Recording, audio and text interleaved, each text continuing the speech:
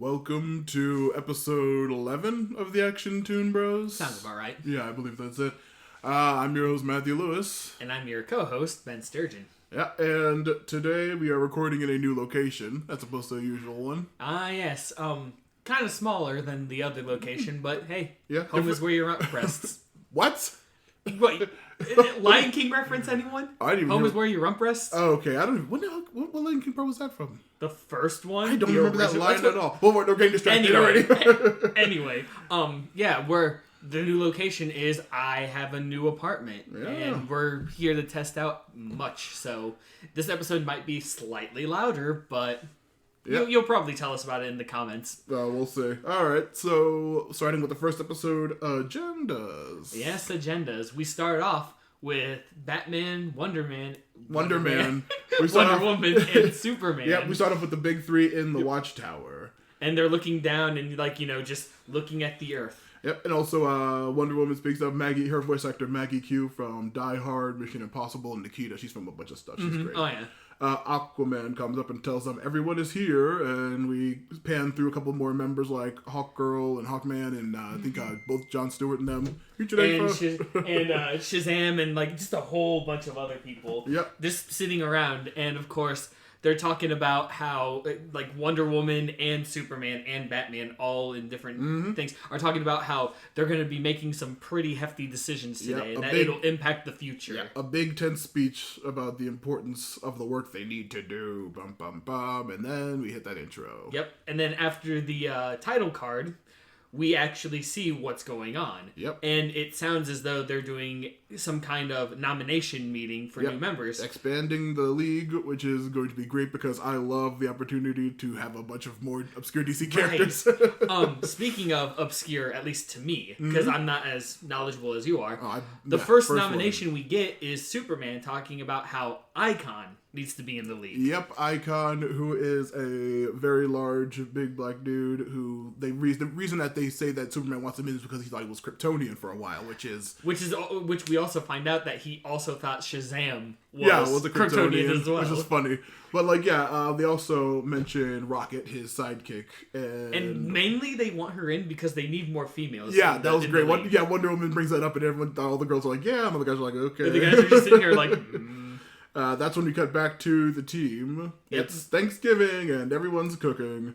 Yep, Megan and Zatanna are cooking the meals, and Wally's helping by trying out those cranberries. Yeah, Wally's also about to go visit his family, and Zatanna is incredibly still sad and about her dad being possessed or whatever. Well, right, it is her first Thanksgiving without him, so... Yeah, it's a very intense situation for her. And as all of that's happening, Superboy hears voices in his head. Yeah, it's a very classic it's a very classic some person move. No, we know who it is. Well, I was about to say, given the move, you've seen this a couple times in other Superman stuff, who likes just using some weird dog frequency to contact a Kryptonian. Mm-hmm. And does he know that he mentioned that he knows that Superman's off planet, so he should be the only one. Yes, actually that's the first thing he says is with Superman off planet, nobody but you can hear this. Yeah, and does he take Wolf with him to go check Yes, it he out? does. Because Lex is like, meet me at East Petonic Park in DC. Mm-hmm. And then as an out. Yeah.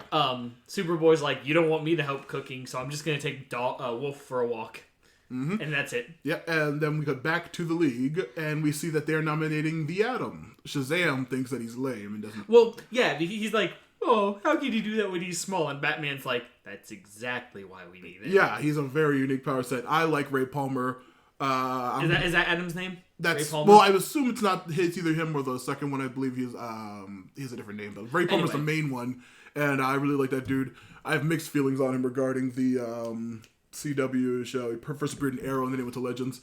He's alright. He's played by Brandon Routh, who's, But after Flash was okay with this, he mentions that Earth has a third Green Lantern. Yep. And Guy Gardner? Guy effing Gardner. The biggest pervy, douchey, broy bro you could possibly imagine. He also become a Red Lantern quite frequently because he's such an a-hole. And I didn't know anything about that. Oh, all I knew is Flash is like, let's have Guy Gardner, and Hal and John are just both at the same time. No, but he's wait, what about no? Yeah, they know, and that's all we get. Oh yeah, like a frequent guy move is just slapping the female members of the league on the butt all the time. He's a real piece of shit. Oh, so like you said, he's like the biggest. He's a very broy, crazy, angry, like short-tempered maniac jerk. He's a real but he's some really cool stuff in the comics and stuff. But yeah, he's a real jerk. But anyway, we cut back to the other team, and it is Lex calling Superboy. Bum bum bum. Actually, at this point, Superboy's already meeting up with Lex. Yeah, I was like, we see it's Lex. We see it's Lex. Oh yeah, we finally see it's Lex, but he didn't adjust who it was, but you could assume it was. Yeah. Yeah. It's a very distinct voice. And he tells Connor about another clone in the Cadmus facility. Yep, in Cadmus. And, of course, we also learned that there's a new head of Cadmus. Yeah, Guardian. I think we mentioned that in like one of the first episodes after they kicked out the Spencer who became Blockbuster. Wait, no, is Spencer the female doctor? Yeah, she's Spencer's the okay, female. Yeah, the other guy who became who became Blockbuster, Desmond. They say that Guardian was put in charge of them, but he's not been important to the story whatsoever. And then all the way back up today, we see Double X. Which I kept calling him Duplex or something like that. Oh, I thought we kept calling him Dr. X. No, it was like Duplex. It's spelled weird, but like they but it's double X. But it's spelled really weirdly. And of course, Connor goes to Cadmus, and he's upset about this. Mm-hmm. And Guardian's like, oh, what are you talking about? Nothing's wrong. There's no clone here. What are you talking about? And even Spencer's like, look, we discontinued all of that cloning stuff. Yeah, and then like everyone's still suspicious of her because she's a weirdo. And then we learned something very minute about Guardian. He takes off his helmet finally. Yeah. He's just like, I hate this job. And he kind of looks like Roy. Yeah, I think I spoiled that in one of the early episodes that he's related to. We might have, but just in case people forget, we actually learned that Guardian is Roy's uncle. Uncle, yes, which is very well. Remember, that's for later. That's really confusing. Back with the League, we finally get Blue Devil, the character I brought up in the first episode. We actually get a name drop finally. Yeah, for Blue Devil. Yeah, but it's literally for a moment because Green Arrow is like, hey, if we're gonna put Blue Devil, we have to consider Roy. Yeah. Roy Ali says that he has experience. Aquaman says no because of his attitude and the fact that it'll look unfavorable against the Young Justice team if he gets in because he acted so shitty before. Right. Bad. Yeah.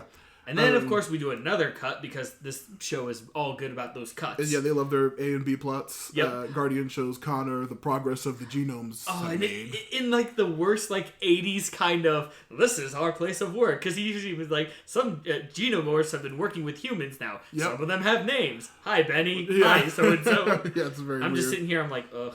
But as Guardian's doing that, Double X uses the mind telepathy thing to Connor and is like, you can trust Guardian. You can trust Guardian. He doesn't keep secrets. Yep. And of course, Connor's skeptical because, Double X is keeping secrets. Yeah, he also mentions how the genomes are still kind of slaves, even though they're still working for the company at this point, which he's not very happy about. And then we see Lex is watching all of this unfold from inside of his limo. Yep, inside the limo. And of course, Double X is also, Connor brings up a very good point. Yeah. What if there is a clone, they just don't know it? And so Double X through telepathy is like, I'll ask the other genomorphs. Sorry, I always call them genomes for some reason. I think the genomes are the little ones. I think are called genomes because that's what they're called G-elves, genomes, G-glide. They're called mythical creatures. Oh, I thought their main thing was genomorph was their genomorph is what they are, but genomes is a specific one. But he was gonna ask all the genomorphs. The little green ones with the pointy ears are called gene-elves, and they all have weird stuff like that. And of course, Guardian's like, well, I have to look for my own genomorphs. So you've got the run of the place. Just go and look around. Just don't damage anything. Yep. And then leaves Connor to go down to his old pod. His old room. He's just looking at this old weird pod thing, and then did somebody tell him to rip apart the flesh walls, or did just intuition? Wolf was sniffing the wall and starts pawing at it. Yeah, those gross weird flesh walls. He just starts ripping them down. Then he finds another door. Yeah, a whole large genome storage place with a whole bunch of different weird things on ice. And at the end of the hallway, he removes the condensation. Yeah, and to find another him, a clone of him. Project Match is seen, and the clone. Oh. And does it immediately wake up? It's a commercial break, I think. And then I think there's a commercial break first. And then he comes back and, we see Project Match is seen, and the clone opens its eyes. And it's very weird and very esoteric reference.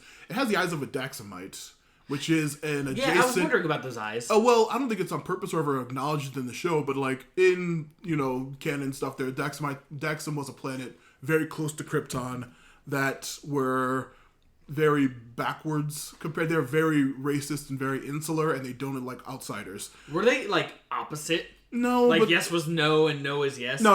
It's not bizarre, but like, okay. I was gonna say when we get to what Match is, Match is an established comic character who is pretty much Superboy's Bizarro, but I don't know if they acknowledge it, but yeah, Daxamites are just have those weird like reverse black eyes like that.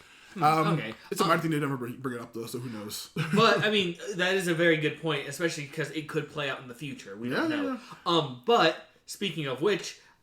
Match opens his eyes and immediately sees the S on Superboy's shirt and starts beating the crap out of him. Yep, and we see that Match can fly, unlike Superboy. He flies and he has heat beam eye lasers. Heat beam eye rays, yep. Yep, and Connor is trying to be like, hey, I want to free you, because his whole purpose was if he found the clone, he was going to save the clone. Yeah, but obviously Match is not being very helpful in that regard. Yep, so. And Match easily beats Connor, and then he does the old burn in S in his chest, reminiscent of Superboy Prime. We missed the very vital thing. What happened? When Connor met Lex gave him something. Remember? Oh yeah, did he have him yet? Yeah, he had him. This is the first time. It happens. Oh, no, you're right. It didn't happen yet. Yeah, because I mentioned you're right. Because he gets his butt handed to him. Yeah, and then we see Match burn the S on his chest, much like Superboy Prime in the Infinity Crisis, which is another comic I absolutely love, which I just recently bought. Yeah, we should check that out. It's good. Nice. And then after he does the burning of the S on his chest, we go back to the Justice League. We also see Lex watching at this point. When Connor loses, we see Lex watching him lose. And then back to the League. We see Ali says no kids. And that makes Shazam nervous. Yeah, very, very like. Ugh. Dr. Fate, however, states that he has been one with Aqualad and Kid Flash, and that they're actually ready to be League members. Yeah, they're more than mature enough. And then of course, Wonder Woman brings up, hey, what about Zatanna? And Dr. Fate's like, no, absolutely no. Which absolutely Black Canary states that, hey, Zatara's still in there. That's good. Yeah, that's great. Billy says that Fate should be kicked out because he's a weird possessing helmet. And of course, Red Tornado kind of agrees with that. He's like, well, because of the way he did these methods, should he still be allowed?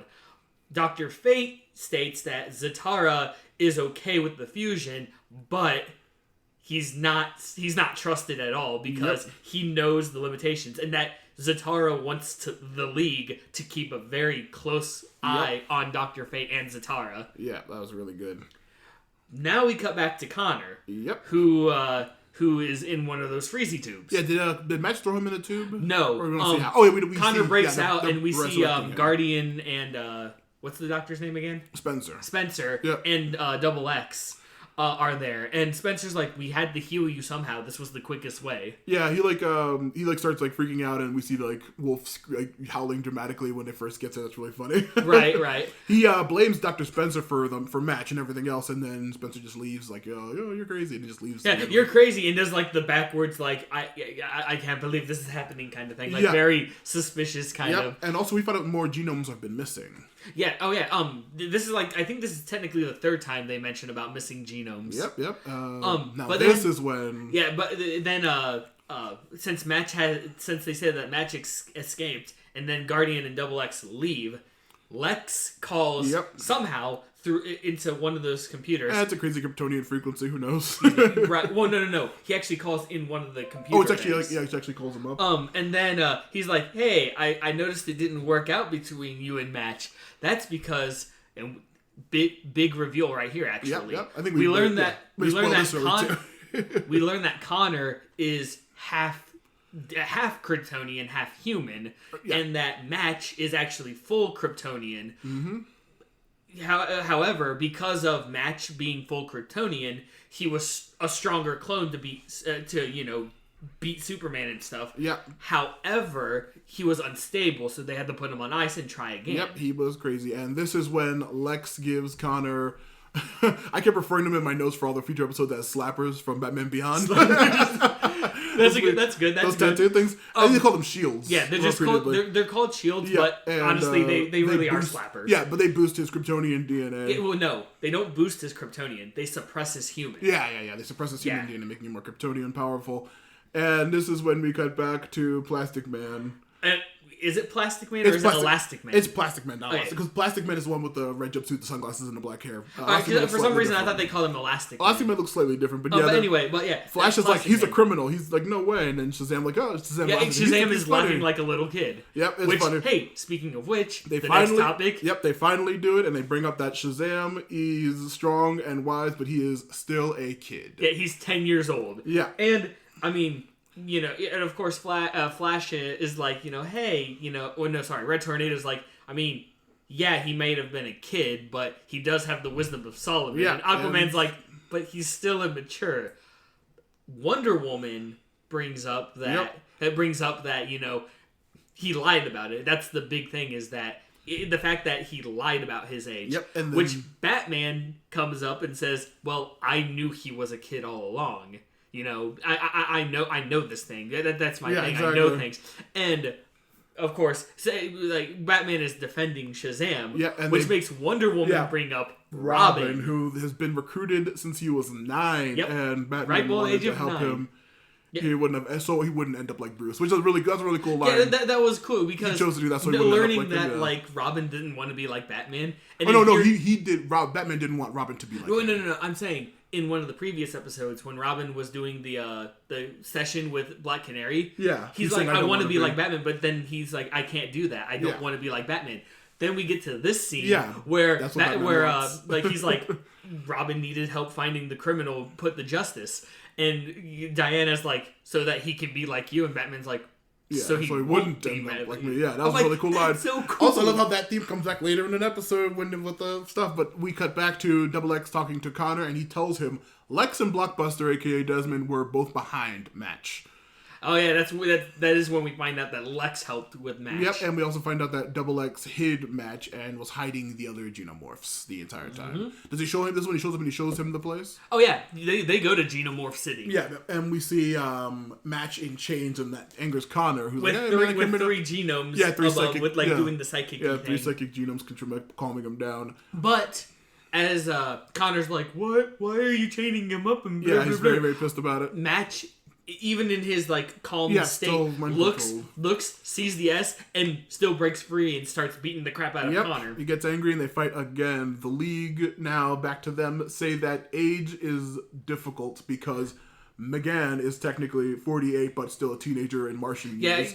And Connor is 1 year old. And Connor is literally 1 year old. And then we cut to Superman being like, Connor again. Yeah, right. I can't believe they brought him up. Which, of course, which makes them decide what decides, age. Is it chronology or biology? Yep, which is very cool. Yeah. They're discussing all this. And that's literally all we get from that because we go back to Connor. Back to Connor finally putting on those dang slappers, and he finally bests Match. It's a really cool fight. They throw each other all over the place like Kryptonians should. But we also learned that when Connor puts on the slapper... Damn it, now you got me excited. Well, it's better than shields. But anyway, when he puts on the shield, yes, he is now an even match for Match. Haha. Yeah. But he also gets that rage-induced thing because he literally pulls a JoJo's Bizarre Adventure. He's like, ah! Yeah, and all of a sudden, Guardian's like, dude, you won. Stop. Yep, well, we see Guardian and Mercy is there with them. Mercy Graves? Yes, Mercy. Yep, they stop Connor, and Double X is upset to be found out, and they see all the genomes being taken back again. Yep. We finally cut back after that whole weird set ending to that scene of him finally beating Match. We come back to the League. They decide what matters most is who they can trust, and then they decide to begin their vote. Yeah, and then the voting begins. Yep. But then we go back to Connor and Lex. And Connor's upset because now he knows Lex was a part of it, and Lex is like, I'm a villain. He literally just straight up doesn't say that he's a villain, but he's like, dude, I was trying to kill Superman. Yeah. Come on. Yeah, who do you think decided to make clones of Superman to fight Superman? But then we also learn another name drop about the Connor clone. Superman was the Kryptonian. Who could the human be? Yeah. We find out it was Lex. No, it's revealed. I know, yeah. Oh, okay. I'm saying, yeah, like, it's Lex the entire time. It's Lex. Lex is... And, of course, because of this, Connor's like, take the shields back, undad. And Lex is like, no. I am your dad, and this is a gift from me. Yeah, exactly. It's and then, great. of course... Connor's about to fight him, and then he just says, red side. Yep. And that's another thing. And literally, from what we see as viewers, all Lex says is, red sun. What feels like a second passes, and then it's already night, and Lex and the limo and stuff are gone. Yep, an entire day passed, and everyone's gone. Connor is upset. He pockets the slappers, and he's still just like, oh, damn it, I'm pissed. Because that's the only thing he feels is of course he's extra angry now. And then after that we go back to the league Yep. where they have finished. Yeah, good voting, everyone. Yeah, pretty much good voting, everyone. Yeah. Case is dismissed. And we don't see who they voted in, but we will eventually. That is the end of the episode. Yep, I was gonna say if you got the Superboy reference from Match's thing that he did, you'd know that, yeah, like it was a whole big thing in the comics when it was revealed that Superboy was a clone of Lex and Superman. They make a lot of weird, like, two dad jokes, and it's really funny. Hey, didn't they do something like that in Batman vs. Superman, where there was a clone of a Kryptonian used by Lex? Oh, God, don't bring up that terrible Doomsday. I was gonna say, didn't that make Doomsday... Doomsday was technically... I know that Doomsday is not that. I think it was mutated body of a Kryptonian. Of what's his name? God damn it. Zod. Wait, yeah. Doomsday is Zod? Yeah. I didn't know. Every time I've seen Doomsday in, like, Justice League no. Like that, just in that movie, they used Zod they mutated Zod. But either way, what I'm saying is a clone of a...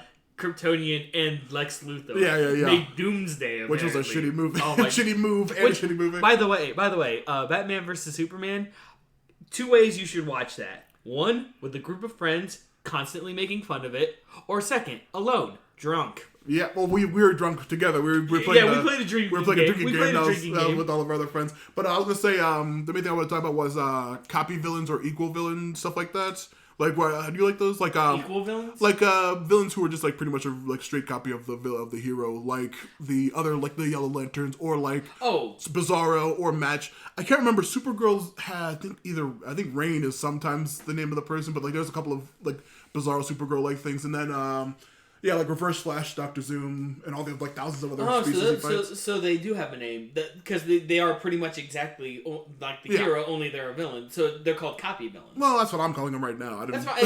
Hey, at least you put a name to it. How do you feel about those kind of characters? If done correctly, then I could be okay with it. Like, what was one of the examples? Bizarro. Yeah. Pretty much exactly like Superman. Only he's opposite. I was going to say I don't like Bizarro because he's a weird, mentally deficient, crag-faced man. Hey, you know who else is mentally deficient, crag-faced man? Solomon Grundy, and he's a badass. Well, Grundy's dope, but Bizarro's dumb. If done correctly, I could get behind it. Like, we've played Injustice. Yeah. There was, even though they were like skins, but you had Flash, you had like Reverse Flash, Zoom. That's what it was. But during the storyline missions, they did have different personalities, and I could see that there was a distinct difference, except for just the outfit. But they were exactly the same. That one I could get behind because they did Reverse Flash. Is he actually just called Zoom? No, he's called Reverse Flash. He's called Dr. Zoom. He's called Eobard Thawne. He has a lot of different names. Okay, well, Reverse Flash. Yeah. I mean, just seeing that work out, that was good. Now, if you just do like a doppelganger of some sort, like in you've played Bloodstained, right? The newest Bloodstained on the. Wait! I think I started Bloodstained. Yeah, never mind. Well. Okay, no. Sorry, spoiler. Spoiler. One of the bosses is a doppelganger of you. Okay, yeah, that's cool. Yeah, I mean, the concept is good, but I also feel like that's a cop-out. It's like, oh, I just made a copy of you. Yeah, like any of the Shadow Links or the doppelganger of you and stuff. I was gonna say, like, I think that's one of my first example I gave was the Sinestro Corps and the Yellow Lanterns. See, I'll say number one, yellow is my favorite color. I think that when they use their powers, I think their suits are incredibly cool aesthetically. I think when they use their powers, really cool. Are they actually copies of green? No, their abilities are pretty much, they make things that people fear as opposed to concepts of that they want to make. Okay, so actually all of the Lantern Corps are pretty much copies. No. No? They all, like, we've already waited half an hour into this episode, but, like, no. If you're going down a thing, Red Lanterns don't make constructs. They vomit blood that burns you no matter what. That's what they do. Next to the Orange Lanterns, it's only one because he's avarice and he's insane, and he only controls the one lantern, and he makes constructs of every other person who's tried to come and try to get it from him, and they killed. But they come out as Orange Lanterns, but they are constructs. Oh, so the Orange Lantern Corps is actually just one guy who made copies of everyone. Yeah, the first one's Rage, and then Avarice, and then Yellow is Fear, and they all pretty much, their powers are exactly like Green So long story short, but then Green Lantern and Yellow Lantern those are the only exactly the same, except one does fear, the other is willpower. Yeah, blue boosts everything else, and then like Indigo is I'm not gonna go. I love the Lanterns. I've read all the books and I love them to death. But like the Yellow Lanterns are the only ones that are a literal straight copy, and I'm not crazy about that. Now, see the Yellow Lantern Corps, they're all right. Sinestro's cool. I mean, like I said, my favorite color. But I mean, because like that one, I can see why they did a match villain kind of thing with that. They were the first two. They were the first Corps besides the Green Lanterns. Well, right, because you have to be afraid first before you get the willpower. Yeah. And speaking of willpower, we're gonna have to trek on. I know. I'll go on. Yeah, I was about to say, if you don't stop me, I'll go on about goddamn Lanterns forever. But however, this next episode is known as 23. Insecurity. Insecurity. Episode 23 starts in Star City, Arrowtown. And it starts off with a web-slinging villain. Yeah, but it's like Evil Spider-Man. Yeah, that's what I was gonna ask you. What's his name? Black Spider. He was in the show before. Black Spider. See, I couldn't remember his name. Yeah, listening to the episodes, I was like, I completely forgot when I write in notes. I was like, what the heck? This guy's just Spider-Man. And then I was like, oh no, he was a minor person with that like loser Hook guy in a way earlier episode.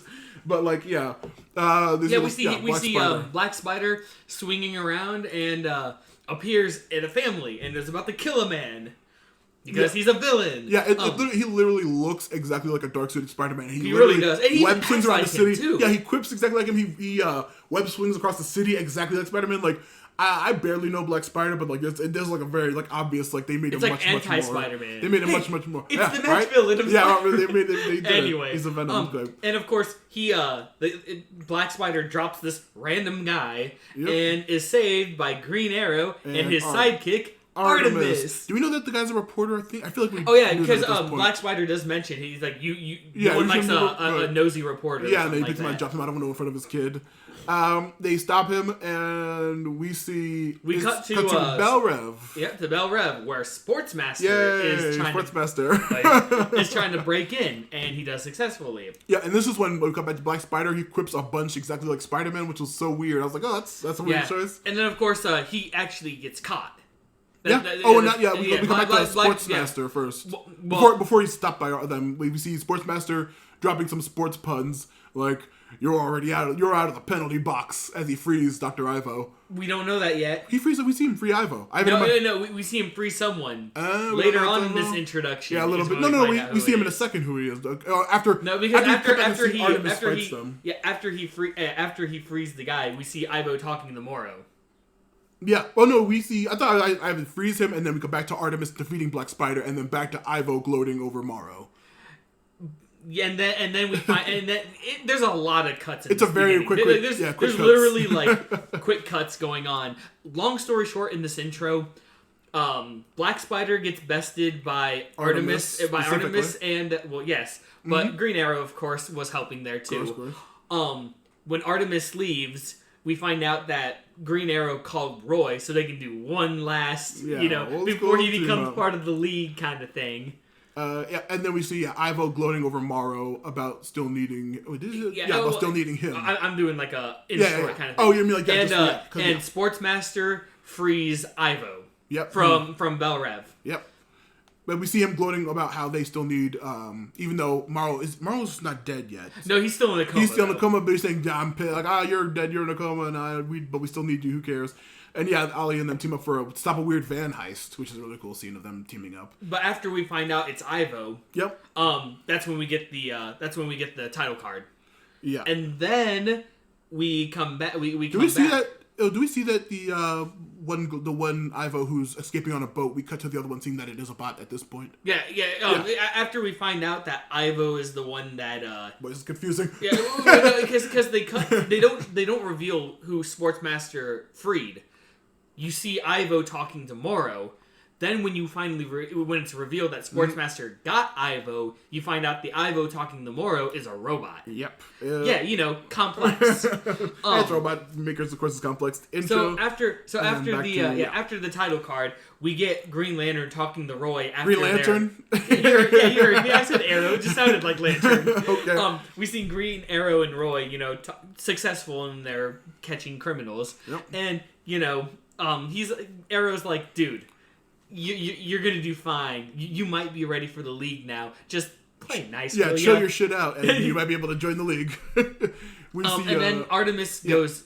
Artemis is excited, so she's gloating to her mom. Yep, it's really, really cool. She talks about the fight and being Black Spider, and then that's when the mom accidentally let slip that the league asked the mom first before inviting Artemis to join. Right, because Artemis is like, wait, he talked to us, remember? She's like, before that. Yep, and this is when we find out that Artemis's mother was the Huntress in this series. And that she legitimately begged Batman and Green Arrow not to actually help Artemis. Yeah. And Artemis does not like that. I was gonna say, I'm not surprised it was this. I don't know if I've heard of this Huntress before. I'm usually with Berninelli, the one who's usually was with the Question in Young Justice or Justice League. Oh, that Huntress? Yeah, I'm usually or the weird like Batman daughter from the Birds of Prey TV show or something like that. But like, wait, that was Huntress too? Yeah. But she was like a daughter of theirs. Let's just say this is a new one.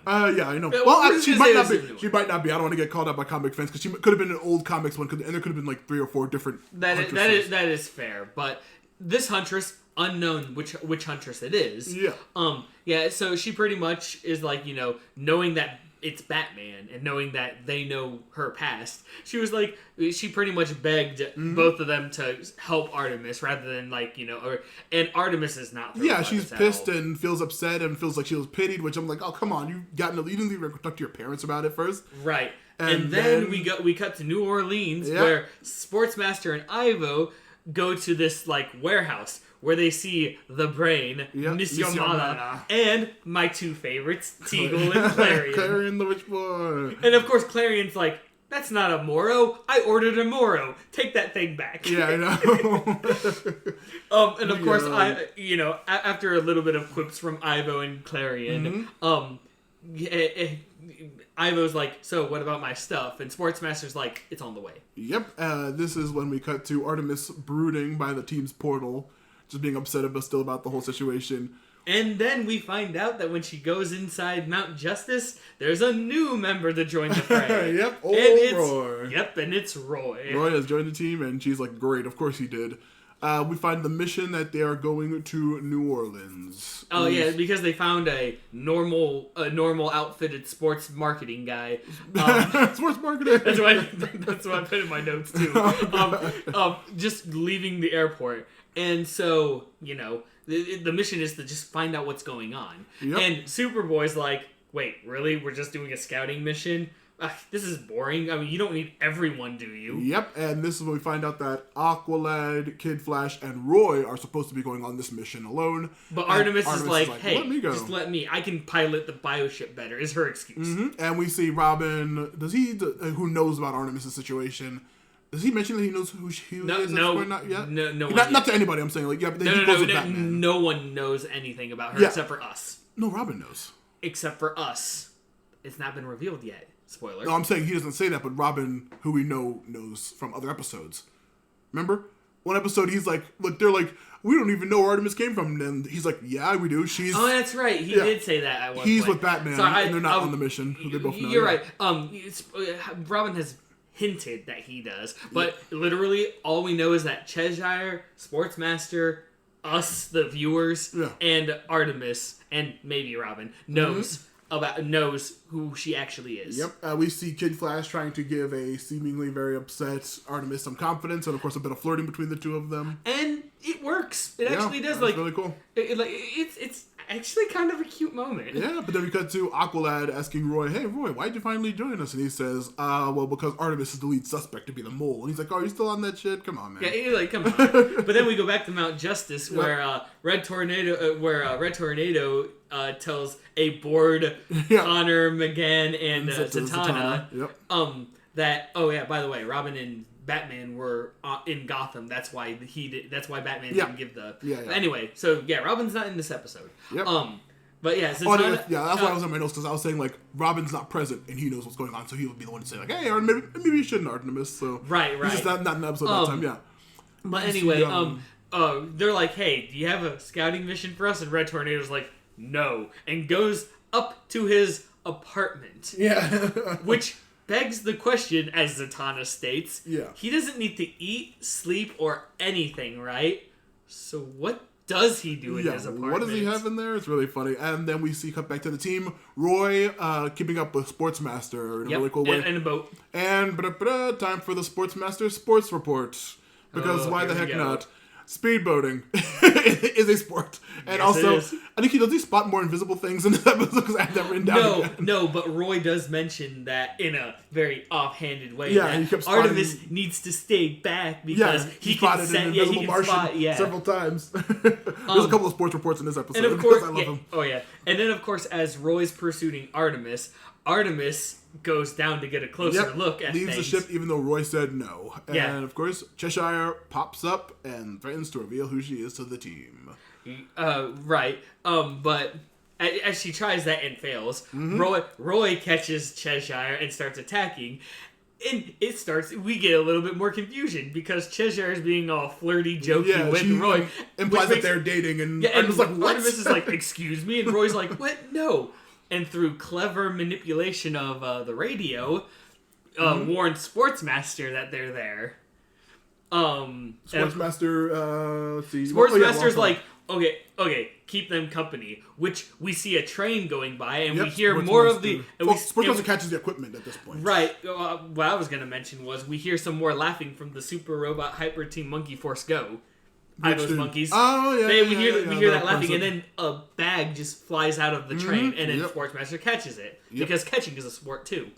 Catch is part of baseball, so sure, why not? there we go. Unknowingly, we have baseball in here. Yeah, Cheshire beats both Roy and Artemis, and kisses Roy, of course, just to make everything awkward for them. Right, and as that's happening, Flash comes up, stops her, and which we get one of the funniest lines. "Oh, I'd love to stay, but a kiss is still a kiss." Wally beams her and takes one of her sighs. And a sigh is still a sigh. I was like, oh, that's I'm like, funny. Dude, Wally, yes. I was so dumb. Sportsmaster gets on his speedboat again and boats away. Artemis can't track her on him, but he's like, get out of the way, and Roy does it easily and leaves. Sportsmaster, of course, takes off the tracker. Easily. Wally and Artemis are actually fighting Cheshire a little bit more. While, Roy is following with the tracker, and he's like, Aqualad, keep following that boat. We'll use the tracker. In which case, Sportsmaster hits Roy's boat and sends him flying. Takes off the tracker and drops some bombs. Hey, he doesn't drop bombs. He shot puts. Okay. No. Because what we see is we see Aqualad, and all we see him do is look up and they bombs.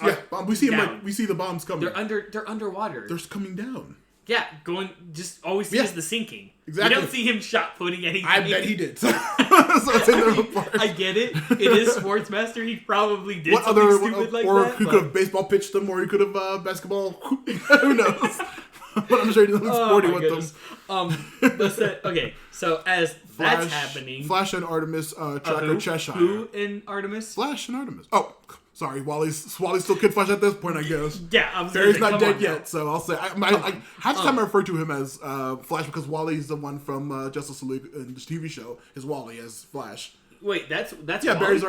Barry's already either dead or retired at that point. I didn't know the Wally in regular Justice League. I didn't know that was Wally. Yeah, that's Flash. Yeah. Wow. Yeah. It's anyway, but, they track her Cheshire and they say track her Cheshire. Yeah, they do track. Artemis shoots the train and Cheshire. Cheshire gets away. Artemis states that she put a tracker on Cheshire's sword. But as Wally's leaving, we see her just track a train. Yep, she shoots the train. Obvious lying is obvious. I was very confused about this scene when I first saw it. I was like, what the hell is she doing? Roy's like, man, this mission sucks. You guys suck. And it's just like, you guys suck, Artemis. Yeah, I know, it's great. And then, of course, because she's like, Cheshire's going north. And Roy's like, but Sportsmaster's going south. What the hell? Yep. And she's like, maybe they'll meet up. I don't know. You guys follow Cheshire. We'll follow Sportsmaster. And this is when we cut back to the other team as they burst into Tornado's room. And we legitimately mean, like, they force their way in. Red Tornado leaves. Zatanna's like, magic in reverse. Yep. And then they literally go in. And they find Christmas/Hanukkah decorations and really human stuff. Yeah, it was a bunch of different religious under a Christmas tree, like a Hanukkah thing, and like a whole bunch of other stuff. I thought that was really cool, just starting to understand that stuff. And we also see a weird body under a tarp. And cut back to Sportsmaster, and then we cut back to Sportsmaster in a factory. Yeah, in that warehouse where Ivo and everyone are, and they're starting to use some weird smoke technology and magic on what was inside the case. And what was inside the case? That Starro tentacle piece. Yep, the Starro tentacle piece. The monkey bots are back, of course, and we see them just zapping it with technology and magic, and like, what are they doing with this weird, crazy thing? See. Which by. All right, well, I was gonna say. No, you're right. No, sorry, I missed my notes a little bit. But yeah, so the piece of Starro's getting that, and Artemis finds the group, and Cheshire's like, oh, you found us. Too bad on your quiver, someone else found you tracking too. you, and it's like, what? Roy's tracked her, which was a smart thing to do on his part. Cheshire pouts, just beats them up, of course, again. And then Sportsmaster, javelin toss. Yep, javelin toss. And then, of course, Roy's like, can't you radio for help? And, of course, Artemis is like, hey, watch out. Yeah, it's really funny. We cut back to Mount Justice, where they find out, like, they see the actual body that's underneath. It's actually like a human, but it's very robotic. Yeah, and I had in my notes, it must be anatomically correct because they are constantly covering the junk up. Right. They're like people are standing in like strategic positions, like an Austin Powers or something like that, to like just cover the junk area. I'm like, okay, well, he must be really okay. And then of course, as that happens, Red Tornado catches him. Yep. And he's like, he explains that he wants an alter ego, so he doesn't have to always be a robot. He can actually be like a human and monster. Like do human things. Yep. And they're like, oh, it's a cool thing. And then Zatanna's just like, one more thing, and then they just give him pants. Well, at first, Red Tornado was like, did you guys just disrespect me by invading my privacy? Yeah. They're like, no, we were just curious and bored and stuff. Yeah, like Connor's like bored. Yeah, but then, of course, as another joke, if you're gonna go out to see people, does a spell, makes the sheet into pants and puts on pants. And then we go back to where the fight is going on with Cheshire Sportsmaster and stuff. Yeah, Flash shows up to help Roy and Artemis. And Aqualad appears too. And also, he's the one who says, like, oh, Cheshire must have put the tracker on that train. And you're like, yeah, that's how. And then, of course... But how did you guys find her? And they never addressed it. Well, yeah, right. And then, of course, as that's happening, Artemis goes to the room where... some crazy flashing red lights. Happening. Yeah, distracts her. She's like, oh, where's... And she sees Clarion, Mala... the Brain, all the other guys, pretty much. The whole evil team. And they're looking and they're like, wait, what are you doing? You shouldn't. We should fight you. And Clarion's like, we're done. Because, freeze. one of my favorite scenes. Artemis goes in and she says, freeze. And they're like, what are you talking about? You can't just blah, blah, blah. And Clarion's like, wait. We're done, aren't we? So do as she says. And in typical chaos or Lord of Chaos fashion, snaps his fingers, says freeze, and they all turn to ice sculptures. Yeah, it's really funny. See, this is why I love Clarion so much. It's so funny. He teleports everyone some weird ice stash, including Cheshire and Sportsmaster outside. Aqualad says, well, this mission's a failure, and Roy tells the team that Artemis lied. Flash it's really funny. We also here's the other thing though. Before we get to that, he thinks that Artemis lied, and Artemis brings up that she found Ivo and the crew. Roy mentions that Ivo was that he checked already, and that the real Ivo, not a robot, was in Belle Rev the entire time.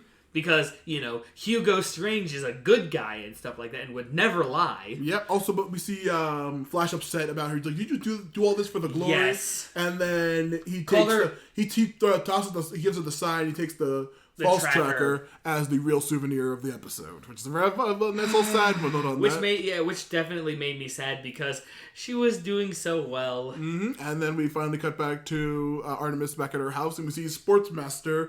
We don't want to upset Mom now. Yeah, we finally reveal that Sportsmaster is her dad. Whoa! It's been so long. It's crazy. And he asks her to join the villains team. Pretty much, yeah. He's like, they're not going to trust you.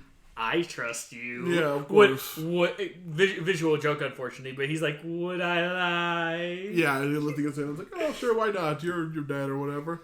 And then that's where the episode ends. Mm-hmm. Very, very good one. Yeah, see, and doing the notes, a little behind the scenes for all of you guys. Doing the notes for Young Justice is very difficult sometimes because sometimes there's not a lot of notes because there's a lot of fighting and stuff. Yeah. Other times there's a heck of a lot of notes. Yeah, there's very convoluted plans and of course lots of characters and doing weird stuff, and it's always fun to just go into stuff about them. Yeah, so seriously. Fun. But yeah, just this episode made me so sad because I've liked Artemis. She was very interesting because I've known a little bit about Green Arrow, but seeing Artemis like this and actually being like cool kind of got me more into wanting to know about Green Arrow and stuff. Well, you should watch the Arrow show then. Should I though? But anyway, and for her to be like trying to gain that trust, and for Wally to be like, dude, come on, you already made a name for yourself. You don't need to do any of that stuff. And then for all of it just to go downhill. Yeah, I know. It was really it hurt me a little. Also, as a slightly more than casual DC fan, I not knowing anything about Artemis, I didn't know how it was going to go and how she was going to end. I was very like, whoa. But I guess we'll figure that out in a later episode coming up this week because this is going to be a long ass episode. But I didn't know what was going. I didn't know where it was going to go with her story from here, and I was really, really shocked. Speaking of finding out where her story goes from here, let's get back. This one has nothing to do with that. Or really, this is all Robin. Well, mostly, but Artemis and the others are in it. Oh, yeah, you're right. But again, it is important to note because this one, as he said, is mainly a Robin episode, but the others are in it too. Yep. Episode 24, Performance. Now, viewers, you might be asking yourself, how is this just a Robin episode? Well, it's because of the first scene, the first seconds of this. Yep. We start off in Berg's. Is that what it's called? Burgess, I think. At Haley's Circus. There's an important name for all you DC fans. It wasn't in Gotham, right? No. This was the Haley's International tour. Yep.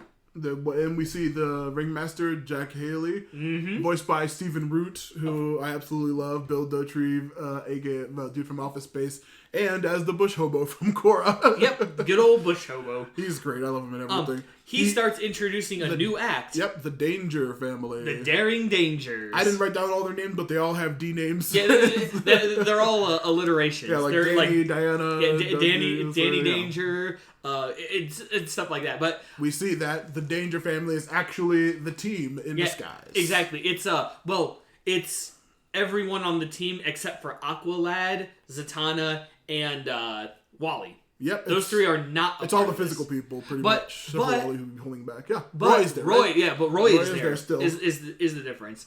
And of course, they start doing wonderful acrobatics and stuff, and Robin falls. Yep. Oh, Robin. Oh, he starts sweating when he first does the first.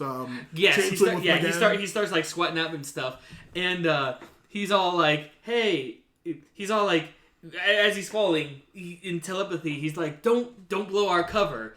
And what does Connor do immediately? Toss a giant barrel. I think he's supposed to be a strong man, not an acrobat. Right. Yeah. He is because he's on the ground with the giant barrels. Yeah. He just tosses up a barrel to help Robin go up, and McGann uses her psychic power to just grab onto his hand, and he's just like, he says, "Hey, don't do that, don't be kind." And like Megan's like, "I was doing I was using my powers all night." Yeah, she's I'm like, not an acrobat like you. Yeah, she's like, I'm not an acrobat, so of course I'm using my powers. And this is when we find out that Robin has caught like a bug. Yeah, they say, "Are you okay?" And he's like, "I think I caught that bug that's going around the circus." Mm-hmm. Flashback to before the mission, we see that some advanced tech has been being stolen from town after town that the circus visits. Yeah, every time the circus visits a place, some tech gets stolen. Yep. And of course, their mission is to find out what's going on. Yeah, Roy wants to keep an eye on the 3 suspects of the team, which are... And, see, I hated this scene because Roy's like, kind of cool. He's like, hey, let me join the mission. Mm-hmm. Robin's like, we got this. But then he goes close and he's like, but who's taking control of the moles? Mm-hmm. Yeah, so of course we have to it's a crazy thing. We see that he thinks that Connor, McGann, and Artemis are still on the traitor list. Yes. Backstage. Yeah, and then we go backstage where we see like a fire eater go up to a guy named Ray. He's like, hey, where's my stick? Well, there's a whole bunch of random. Well, yeah, I was gonna say we go back and you see a bunch of them. Yeah, we see. But like the main focus for that brief scene is a blonde-haired buff guy named Ray, and then you see the fire eater. He's like, Ray, where's my other stick? And then he's like, here you go. Yeah, we see people. We see a bunch of because that's important for some reason. And then of course, we meet the white-haired Interpol agent who is suspicious of the circus. What was his name again? King Faraday. King Faraday. I think they just call him Agent Faraday the entire time. Yeah, well, Faraday. Yeah, they just call him Faraday. But yeah, he's from Interpol. Yep, voiced by MFing Clancy Brown. The Clancy, best Lex Luthor. I was going to say good old Clancy, dude. Yeah, the best Lex Luthor and Mr. Krabs, a ton of other stuff. We see, for like comic fans and stuff, Agent Faraday is an established character, usually regarding the Suicide Squad. He's usually like a handler for them. Oh, okay. Typically, so he's usually with them. He's typically a handler. He's usually an agent, or he has his own comic series for a long time, but like usually associated with handling the Suicide Squad people. Yep. Flashback to the key team scoping out a factory, and we see an acrobat breaking in. Connor is... Wait, did we see if he's still on the slappers? Or he still has them in the mission? We see that he actually does still use the slappers, unfortunately. But he uses it to have X-ray vision to track the guy. Yep. And then we find out, that once again it's someone who's trying to steal who's trying to steal some advanced weapons. Yep.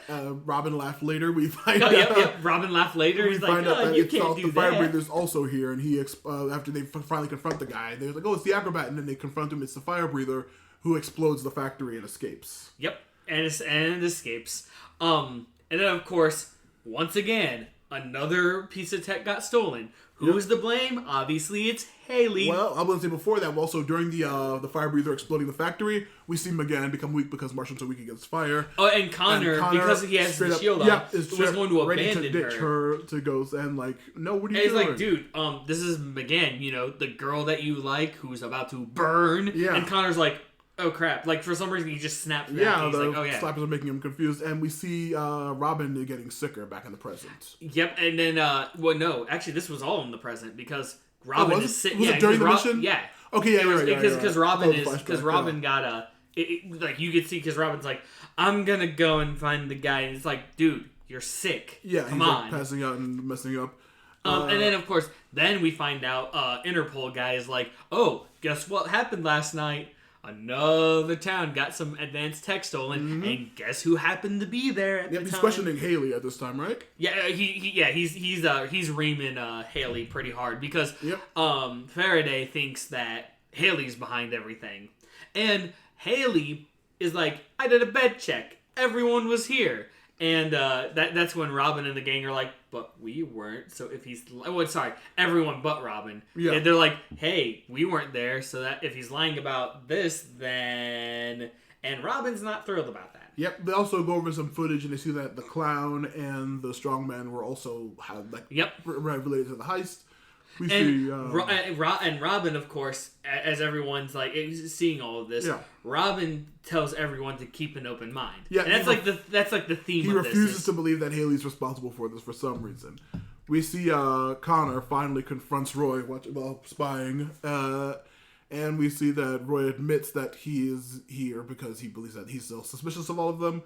Roy admits that they're all been compromised in the past, and then he leaves. And like, no, everyone else leaves. Yeah, everyone else leaves. Yeah. But of course, Artemis had to give we have our differences, but we would literally give our lives for the team. Maybe you should keep an open mind. Yep. And then leaves. And Roy's just sitting there like, meh. Yeah, we also see Robin sees a sign for the Flying Graysons, his old family. Which is like, okay, his old family, you know. Yeah, the ones who are, probably he's been with Batman for a while now. Well, right, but we do see a sign for the Flying Graysons, and of course, he kind of reminisces on that. And of course, Wally calls. Yep. And so he and Robin chat a little bit, and Wally's like, I kind of like it because he's like, hey, so what are you doing? He's like, just on a normal mission. You know that? What about you? Oh, I'm making a bologna sandwich like you just did. Yep. Dude, honestly, this was one of my favorite scenes because Wally being like a friend to one of his best friends. Of course, yeah. Like, I like this kind of interaction because, Robin's like, Wally's like, dude, you could have brought me along. I would have been able to help you. I know who you are. I know your backstory. Yeah. Also, is it stated that this is not an official mission on their part? Technically, it's not an official mission because, Robin was going to be like, we got a mission and blah, blah, blah. But Wally, like, saw through him and he's like, this isn't official, right? Yeah, exactly. And he says that Haley is an old friend of his and he wants to prove that he's innocent. That's what he wants for us. Yep. And of course, Wally's like, dude, I could have gone with you. I know your backstory. And Robin's like, dude, that's why I didn't bring you along. Because you would probably question my motives. And Wally's like, but that's what a best friend's for. I need to make sure that you're on the level. Yep. We see everyone on the crew is getting really, really sick as they're getting ready to move to the next city. McGann talks to Ray a little bit. Ray the roustabout. Yep. That's right. He's a roustabout. Yep. And of course, doesn't he like put his hand on her shoulder or something like that? He helps her move the boxes. So helps her move boxes and stuff. And then after the train's all packed up and everyone leaves, Robin's feeling better. McGann is feeling sick. Yep. Robin asks how long he's been with the crew, and Haley says since the start of the tour. Or Ray has been with them since the start of the tour.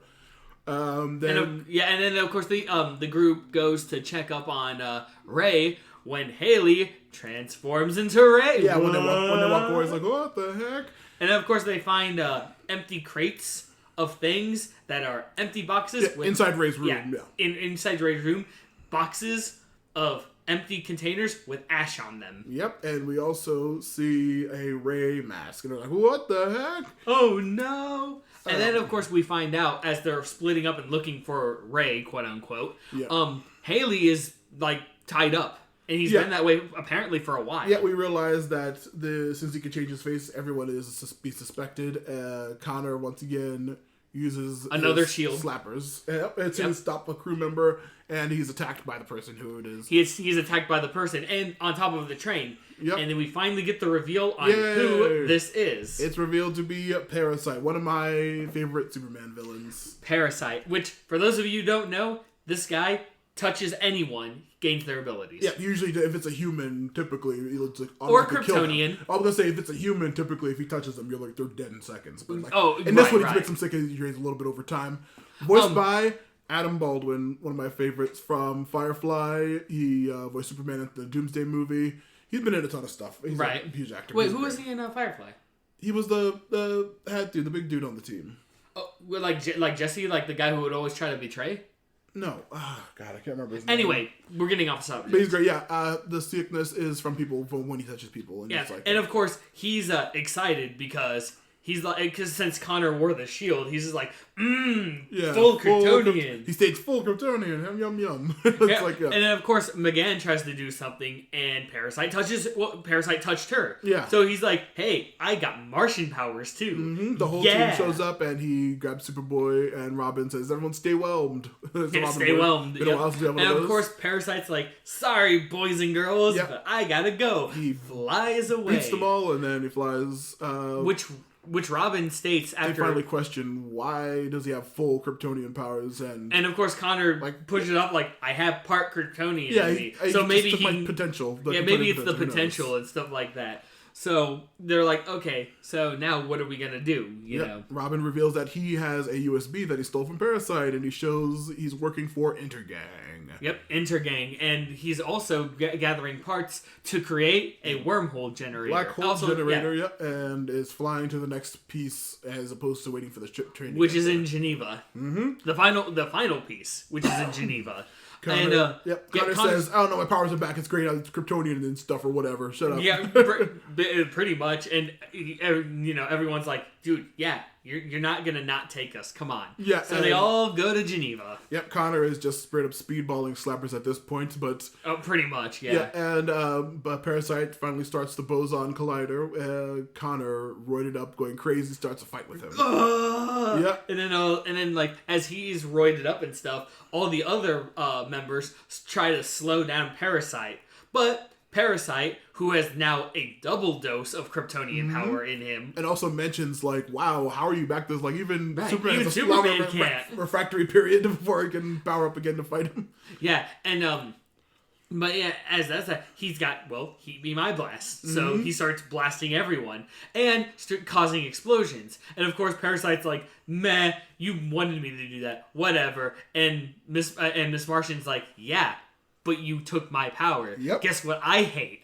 I hate fire." So, and Parasite looks at the fire, and it's like as if on cue, kind of like Red Sun. The moment M'gann said that, he's like, "Shit, fire!" Yeah, I know. Oh, weak again. And then like lots of food puns are made this episode. Like, "Oh, I have some seconds," and like all the weird food puns later. Yeah. Oh my goodness. Finally, they meet Parasite. Agent Faraday shows up and takes him away. And then we get a very heartwarming conversation between. Roy.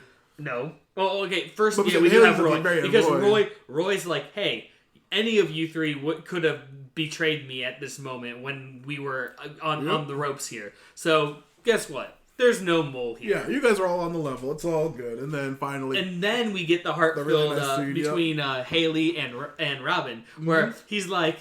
Where Robin's like, "Yeah, the dangers have got to go." And Haley's like, "Dick, it's been a long time." Yeah. And Robin's like, "No, that's not my name." He goes, "Come on, you may have grown up, but I know your act." Yeah, that was really nice. I'm like, dude. And of course, the episode ends with Haley saying, "Do one more favor for an old friend," and the Daring Dangers decide to do one final act. A farewell tour. That was really good. Yeah, that was a very cute ending. And that's where the episode ends. Yeah, that was a very cute episode. I liked it. I'm glad that we got a good long Robin episode because he did one for a while. And not just Robin being, yeah, I mean, we're just being smarter than everyone, of course, because he's Robin. But no, we actually got Robin being a person. Yeah, and also specifically Dick Grayson. Now, yes. What I want to talk about right now is how well do you know the other Robins?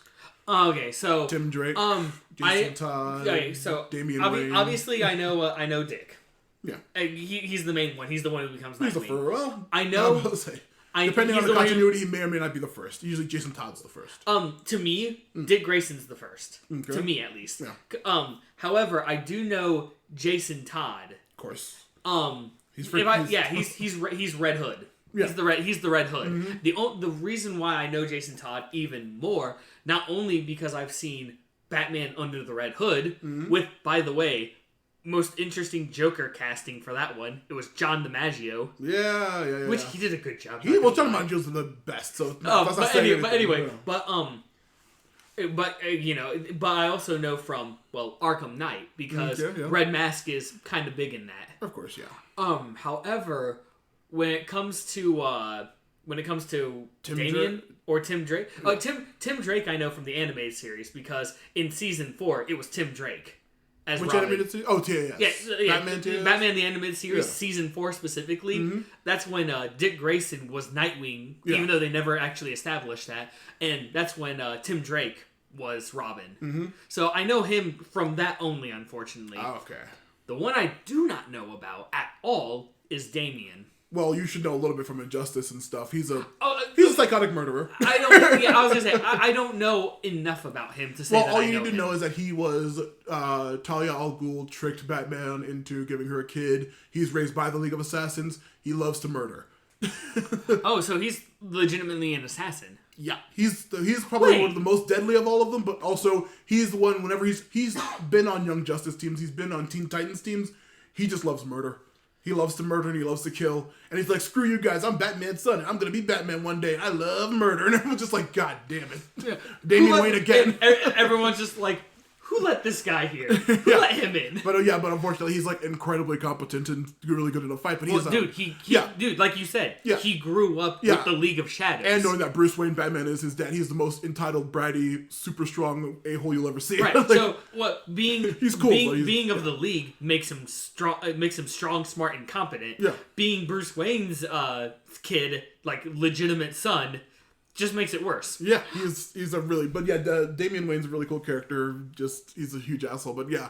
Which one's your favorite? Well, obviously you only know, like, Dick and Jason mostly. Now, hold on a second. My favorite... And also there's that one redhead girl from Dark Knight Returns, which I don't even consider canon. So and Lego Batman, too. Yeah, she's in that, too. She is. But anyway, honestly... Also, I think Stephanie, the one, Bette Kane might have also been a Robin. There's been Stephanie. There's been a couple of female Robins. My favorite one, surprisingly enough... cut me up before I go off on a comic tangent. My favorite one, surprisingly enough, I would say is Jason Todd. Because I really... Not even from Arkham Knight. That one was a great game. Don't get me wrong. But I like the fact... Because I got all of my information, knowing what happened... from Under the Red Hood. I love Under the Red Hood because Jensen Ackles from Supernatural voices him in that, and Jason Todd's really, really cool. Yeah, I was gonna say Jason Todd is really cool, and also, he looks great in Injustice too. His like the mask and the outfit, and jacket. His solo comic with Starfire and I think it's Roy is really cool because they are all badasses and it's really funny. Yeah, but see, I don't know, for some reason with this, I know it's gonna sound kind of cynical and but I kind of like the fact that he actually went through a bunch of shit to become who he is. And yes, he's anti-hero because he does what Batman can't do, but he still does good technically. Yeah, but say unlike Damian, he does good. It's not just an asshole murderer. I mean, he's an asshole and he does kill, but he has a reason for doing it. It's kind of like the Batman I would kind of be okay with, not like Batman versus Superman, where he's like, I don't kill anything, as he shoots people with as he has a machine gun, No, like, if Batman was okay with killing under certain circumstances. I'm about to say, all of the Robins have taken up the title at some point. Jason Todd has been a Batman before. Jason Todd has been? In a comic or two series, he has been like taking up the mantle because Dick Grayson was out, who's like was the current Batman for a long time. Yeah, but either way, because Jason Todd was one of the main Robins to actually question Batman's motives. Like, he has Joker tied up, a gun to Joker's head. He's like, why won't you kill him? That was like the first time I actually understood how Batman kind of works. Yeah. And I'm on the line with Batman in his morals because yes, it's okay, it's cool to not kill, but at the same time, sometimes it's gonna be necessary. Sometimes there's like weapons of mass destruction, like the Joker. Exactly, yeah. So I'm just like, but speaking of all of these guys, actually, this is a horrible segue. This is probably gonna be our longest episode. Yes, a horrible segue. But anyway, a horrible segue. But we need to go to episode 25, The Usual Suspects. A very important episode. Well, yeah, because this is the second to last one. Yep, the season. Yeah, opens with my favorite Superman in DC giving a speech on the Justice League. This one's your favorite? Superman's my favorite. I thought Injustice 2 ending Superman was your favorite. That's also my favorite. Anyway, so we're at the Hall of Justice where Superman is inducting. Is that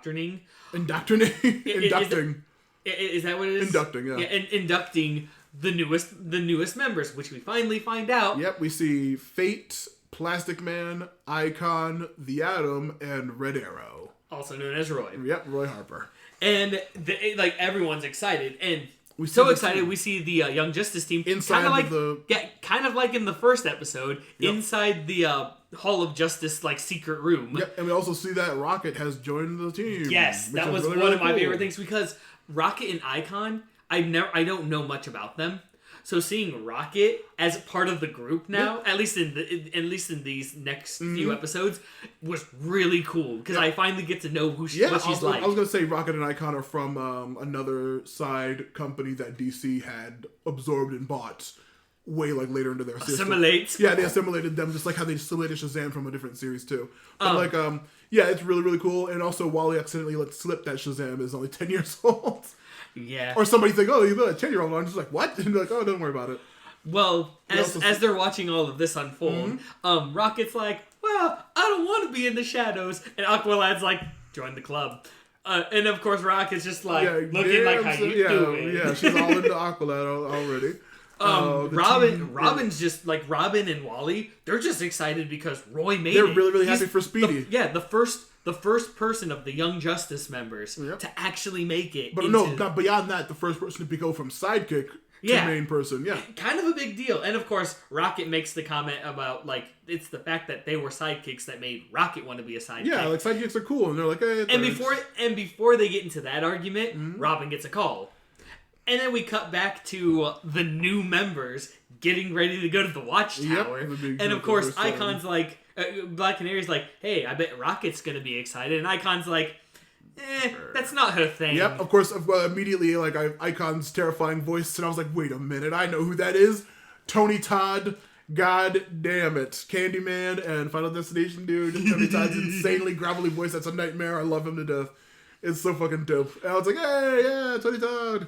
And we see that they bring up the 6 months ago who the bait and switch twice about them joining the league and why the team would be upset because they did the 6 months ago when they like didn't let them be in the league and they were just people were pissed about that then. Right. And then of course, everyone Icon's like, Rocket's not the type to get all super excited and stuff like that. Open the door, they look, and none of the Young Justice, including Rocket, are there, and he's like, but I hope that she would at least stay. Yeah, that's really funny. Then we hit that intro. Yep, and then after the title card, we see in the Smoky Mountains. Smoky Mountains, there we are. It's revealed that they found Cheshire with a case. Yep. And Rocket's like, okay, because the team is just giving off information, about Cheshire and stuff that we already know. They catch Rocket up on the Justice League. Yeah, Rocket's just like, what's going on? Catch her up to speed. Wally is still very upset. Very angry at Artemis for the whole situation. Unfortunately. And then they go, because Artemis, not Artemis. They believe Cheshire is on a plane. Yeah.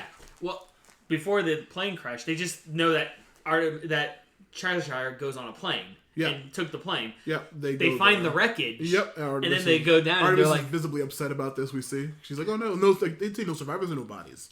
Yeah, well, all they see is the wreckage. Yeah. They look through, they don't see any signs of anything. Yep. And Rocket's all, why is the League not here? That's when Aqualad's like, this is kind of a follow-up to our mistake. So we're kind of doing this on our own. Yeah, it became personal. And then we see... That's when we find out there's no survivors. Yep, no bodies. And we also see Cheshire pop up, and Artemis is like, yeah, thank goodness. Like, really happy. Yeah, she's and then we also see a bunch of randos... Blockbuster, that one chick who's always with Blockbuster. Shimmer. It's not Blockbuster, it's Mammoth, right? You're right, it's Mammoth. So I put it down as Blockbuster. Yeah, but no, it's Mammoth. The lady who's always... Shimmer, I think her name is. Shimmer. And Nigma. And yeah, of course... the Riddler. Yep. Oh, right. But we gotta clarify the Riddler for people who don't know. Yeah. And of course, Edward Nigma, the Riddler, has to give a Riddler. I'll give a Riddler. Yeah, the Riddler gives a Riddler. I am flora, not fauna. Foliage, but not tree. What am I? Oh, shrubbery, not grass. Hold on a second. There's a pause. And he's like, come on, you guys can get this. I'm shrubbery, but not grass. And Robin just looks and goes, ambush. That made me smile. It made me chuckle too, but at the same time, you could have just said we're ambushing you. I don't know if you voiced him before, but the voice actor for the Riddler is Dave Franco. Really? Yeah, from Neighbors and from The Disaster Artist and from Now You See Me. But he's the voice of the Riddler in this. James Franco's brother, Dave Franco. Wow. Who I love in The Disaster Artist and is really funny in Neighbors. Yeah. Well, guess what? It's fight time. Yep. A lot of fights going on. Connor uses the last of his shields. We see Mammoth and Shimmer are on the thing too. Are they? What do they do? Something? Oh, right. Before Nigma says his riddle, they put like a giant like barrier thing with like the weird mala kind of electrode thingies. Yeah, those things. Yeah.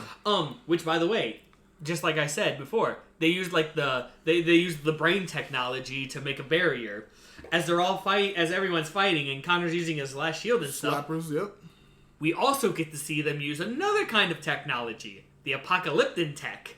With the red discs. The intergang people are, we also see, like in front of everybody, they see Connor fly and use heat vision to destroy even Mammoth. Robin's like, dude, what? Yeah, he's like, he does all that, he beats the crap out of Mammoth, he goes all JoJo. He goes all JoJo. Yeah. And literally, like, when we say he goes full JoJo, we literally mean he punches him super fast. You could have put ora on it. Just punching him so hard that a mountain breaks and falls. Yep, and it almost hits Rocket, but Aqualad saves her. And it also almost hits Artemis. Yep, but then Cheshire saves him. And of course, that's when we get Cheshire saying, "Okay, look, we're sisters. I don't actually want you dead." Yep, and we see that they managed to beat and catch all the baddies, including Riddler. Except for Cheshire, because she did. Yeah, she escapes. Because it's Cheshire. But yeah, Mammoth, Shimmer, the Riddler, and the case are all taken back to the tower by Batman. And of course, Batman's like, "Hey, Yeah. let me know if this sounds familiar. You guys went against orders to do a mission, and because of that, you successfully captured 3 villains." Yep, and they reveal that Doctor Strange. He's a doctor. Hugo Strange is actually bad. Yes. Yeah. Oh no! What? Hugo Strange is bad. Batman How about villain. that? Yeah, right. Finally, in this world, they know. Oh, he was bad. We also see that Robin and Aqualad are back on the mole scheme because of what happened. Yes. However, of course, and they tell Rocket about the traitor theory as well. Yeah. And then they open up the case, and we see this strange kind of biotech. Mm-hmm. And by the way, that is what they call it, is biotech. Yeah. But they don't know what it is. And so with all of that, with all this happening, Connor gets another voice in his head. We all know who it is by this point. Yep, Lex says, he talks to him like, "Hey, we need more slappers, come meet me on Santa Prisca." Yes. And of course, before we go to Santa Prisca, all Connor says is, "Guys, there's something I have to do." And then it cuts to Santa Prisca, where Connor rides on his super bike. And of course, Mercy and Lex are there. Yeah, we see Sportsmaster, well as Queen Bee, and Blockbuster. And Bane and his mercenaries. Bane and his boys, yep. And of course, as this is all happening, Connor's like, "Wait a minute. Lex, you and Queen Bee were behind this?" Yeah. And Lex is like, "You're funny. I mean, we may be a part of it, but we're not just the only ones." Yeah. And then you see a helicopter land, and who should be piloting that helicopter is Cheshire. But sitting beside Cheshire is Artemis. Yep, which is a really funny reveal. And then Queen Bee is like, "Oh, but the party's going to be growing just a little bit more." And you see this strange movement in the sky. It's the bioship. Yep. And McGann was piloting it. And of course... McGann comes up, pops up with the group of villains. Yeah, yes. And of course, Artemis is all like, "Dude, being a good guy wasn't working out, so now I'm going to be a bad guy." But McGann's like, "Wait, you promised that." And Queen Bee's like, "I kept your secret. You're gonna do your part of the bargain." Yeah, I was gonna say this. Don't give me any sass. This really reminded me of the. Have you seen Battlestar Galactica?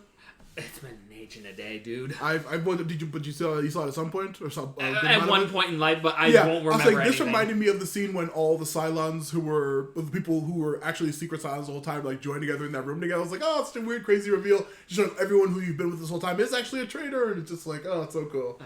And as all that's happening, Connor's like, "All right, fine. You know what? I'll be in. Just give me more shields." And Lex, being the intelligent man that he is like, "You're a bad liar, Red Sun." Yeah, and then we flash back finally to Superboy and the team, and he tells them Connor tells everything. Connor tells him everything. He's like, "Hey, so first off, I'm actually half Kryptonian, half human, where Superman is Kryptonian, and Lex is my dad." And everyone's like, "What?" And then Robin's like, wait. You're half Kryptonian, half human, and yet you sometimes can't fly and sometimes can. What's with that? Yeah. Oh, yeah, I've been getting these things called shields. They suppress my human DNA, but they make me go crazy. Yep, and then we flash back to the present, and we see where Artemis is about to attack her friend, and then we get that flashback. Yeah, flash to where she's like, "You know what?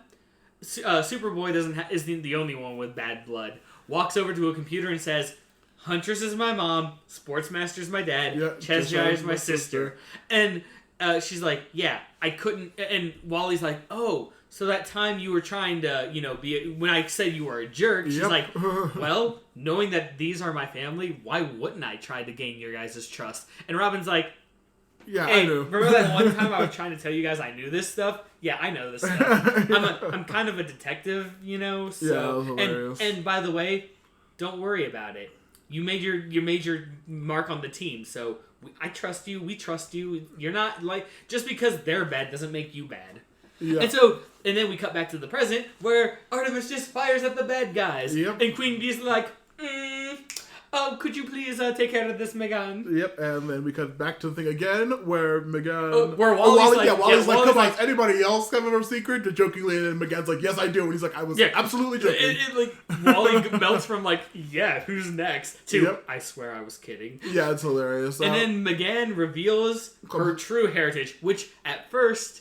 When she said her true form, everyone's like, Bald Megan? Come seen on. It before. And then we see her... Yeah, and then, but it's funny, one thing I noticed, everyone kind of, steps back, Rocket and Zatanna and Robin and Wally, except for Aqualad, just, the completely, flat, normal face. Yeah. And he's just like, come on, you thought we were really that shallow? We're like, well, you don't care. And then we reveal Superboy knew... Since the battle with Simon. Yeah, since this, oh, that's right, Simon. Yeah, is what you call him.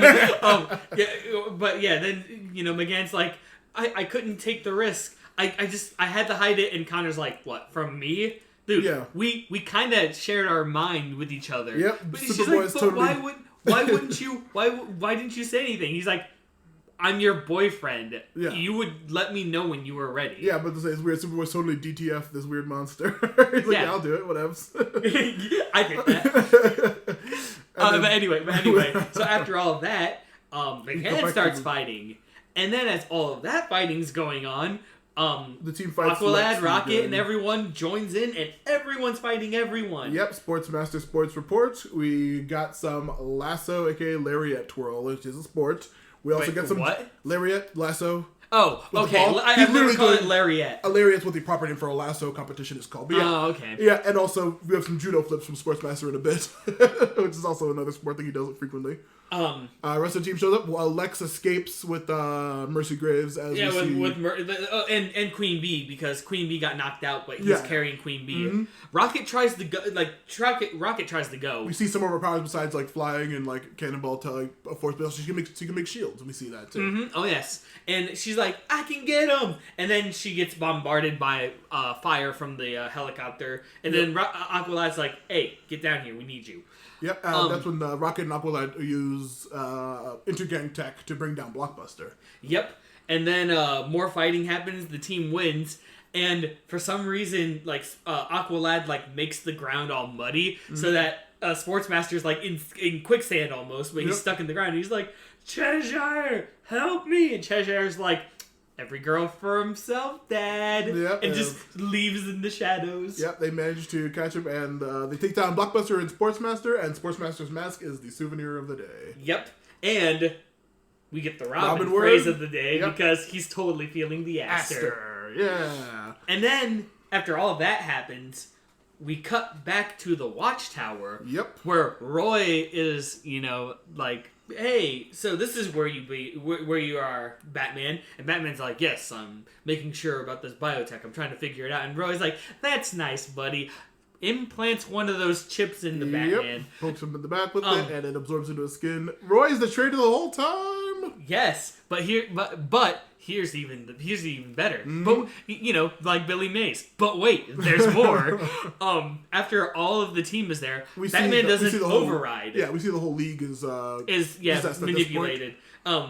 We see an override going on, and the computer recognizes the newest member of the Justice League, Vandal Savage. Yep. And after Vandal Savage walks on, now that we know who the mole is, it's time to find out if the mole knew who the mole was. Because Roy, kind of breaks out of something, gets back to normal, and he goes, wait, I was the mole? And Vandal's just like, yes, you were. It was great. And then he just ominously, looks down at the world. So, yeah, Roy was the mole the entire time. Whoa. Episode end. That was really good. That was a really good twist in the finale. It really was. Because, honestly, him being like, you're the mole. I should have seen something coming, Yeah. but he didn't do it all the time. But also, unlike, knowing the characters, if you know comics, you knew that Miss Martian was a white Martian. If you knew the comics, you know Artemis's, or we saw Artemis's family in this show. Yeah. And then Superboy, he's been mind controlled before to be a bad guy, Right, and also right. Lex thing. But you didn't know what was going on. He had some very And valid Roy is an points, established long-term character who has a lot of history and has always been a good guy. We would never suspect him. It's and of course, actual surprise. my biggest concern was Artemis because, well, of her lineage. Didn't know if she was going to fall into that or not. Yeah. She's a very minor character. And of course, dude, she was sassy. She was a really fun character. A totally minor character boosted up. You didn't know where it was going to go. It was great. Exactly. What'd you think of the new League people? The with Fate, Plastic Man, Icon, Adam Okay, Red Arrow. so, not gonna lie, Dr. Fate surprised me because he's Dr. Fate. He usually doesn't pertain himself to any organization like that because he's Dr. Fate. Yeah, he's usually doing whatever he wants. Literally, Dr. Fate is the DC Deus Ex Machina. Which means, does that make Clarion the anti-Dex Machina? Who knows? Clarion can pretty much do anything that we see. But no, he's literally the anti-Fate. Yeah. That's all he is. But anyway, Icon, still don't know much about his powers, but cool. I get to learn about a new guy. Use him as approximate Kryptonian level. Adam pretty much being like Ant-Man, because he can turn small, like super small and super big. Yeah. That's going to be useful. That's going to be very useful. I was I'm sorry, Plastic Man, though. Plastic Man is probably one of the most powerful people in that thing right He there. probably is, but I'm sorry, his power is just literally dumb. immortal. Yeah, he's literally immortal. However, I was super happy, just like Wally and Dick, I was super happy seeing Roy made it. Yeah, same. I was like, oh, that's good. Yeah, I'm like, dude, Roy finally made it. Also, was he the oldest? He had just turned 18. Yeah. Well, chronologically and biologically speaking. Well, we'll see about that. But anyway, now, ladies and gentlemen, boys and girls, it's time to finally hit the season finale of Young Justice. Yep. Auld Acquaintance. We open once again on Washington, D.C. In a subway. Yeah, is it a subway or is it a sewer? No, it was a subway. Subway, yeah. Because Roy is running away from someone. Yep, from a mysterious figure. And as he's running away, a subway tram is coming on. Is coming towards him, and he gets away safely, but vanishes. Does he go? No, he doesn't go into a portal. He just no. He just escapes. It's one of those ones where we see the train pass, we see him whatever. Yeah. Then he's just gone. We reveal that the people chasing him was Aquaman, The Flash, and Green Arrow. Green Arrow, yep. And then we hit that intro. Bum, bum, bum. Yep. And then after the title card, Mount Justice. We were at Mount Justice where the team is like, hey, we did really good, but something ain't right because but before that, it's New Year's Eve. They don't establish that yet. Yeah, at the bottom of the corner where it says Mount Justice, December 31st. Yes, you're right. It does say it's Christmas Eve. Or New Year's Eve. Yeah. Because Christmas Eve is now officially going to be on January. Yeah, why not? Anyway, so, it is New Year's Eve. But the team is like, something's just not right about this whole thing. Yep. In which case we get Batman and Red Tornado. And Batman's like, hey, just so you know, we found out who the mole was. Yeah, Roy is the traitor. And everyone's like, no. Yeah, they all knew him, most of them knew him the longest. Aqualad, Wally, and Robin. Like, we knew him the longest, there's no way he could be the traitor. That's crazy. Yeah, exactly. And of course, Red Tornado and Batman reveal that the Roy that they know is not the Roy that they know. Because, ready for this, kids? Roy is actually a clone of the original Speedy. Yep. From 3 years ago by Cadmus. It was like, whoa. Yep. So the Roy that's been in this series is not even the real one. And as you were saying earlier, we learned that his drive to join the League so thoroughly was because of this, as well as him putting suspicion on the other people. Right. It was all part of his quote-unquote programming. Yep, and he had no clue that he himself was a clone. Right. And, of course, Batman also reveals that, once the programming, quote unquote, was finished, he just he kind of reset and he was back to normal because everything was done. Yeah. So now he's a fugitive. Now, Red Arrow is officially a fugitive Yeah. against the League, and since he's a part of the League will take care of him. They also addressed that since he attempted to mind control the League and that he was working for Vandal Savage, they stopped Vandal Savage, but they just need to catch him. He escaped. Yes. And they're like, oh, okay, well, they're all a little bit confused. Batman at this point takes his leave, and as the team is they also say they don't know where the real Roy is. Correct. They don't know where he is. But Batman takes his leave at this point.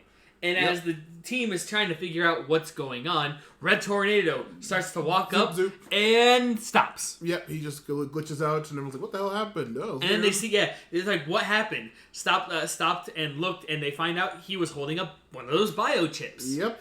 And Zatanna even mentions that she could feel some teeny tiny little magic coming from Red Tornado and Batman. They do some things up really quickly. It's really cool. They say, I know what to do. They hook him up to that body they found in the thing. Some of them do. The other half look for Roy. Yeah, and also we see that Rocket's like, Rocket points out earlier, like, yeah, he, like, what? They made this like a party? He made a weird human bot? He's like, yeah, pretty much. Yeah, sure, we'll go with that. And while they're putting that in there, we see that Canary shows up. Yeah, Black Canary walks up. She's like, what are you guys doing? It's not what it looks like. It looks like you're downloading his entire consciousness into a different body.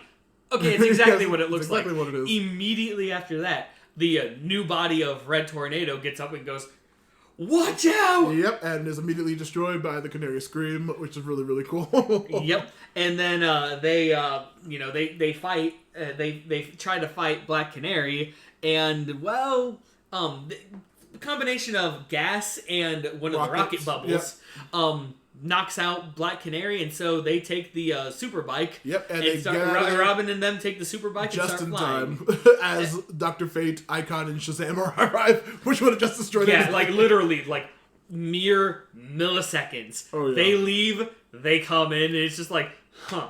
Yeah, they with the super bike, and they have Red's torso as he tells them exactly what's going on. Speaking of that, yep, we go back to the other group, which is I forget. It's Wally, Aqualad, and I can't remember who. Artemis, I think it was the other one. Robin's not with them on that? No, Robin Robin was helping with the because it's the technological stuff. He's the hacker, remember? Mm-hmm. But anyway, so Aqualad goes into some kind of apartment where Red Arrow's like, okay, arrow to your chest. Tell me something that nobody knows. Mm-hmm. Who broke your heart, kind of thing. Yeah. And of course, Aqualad does.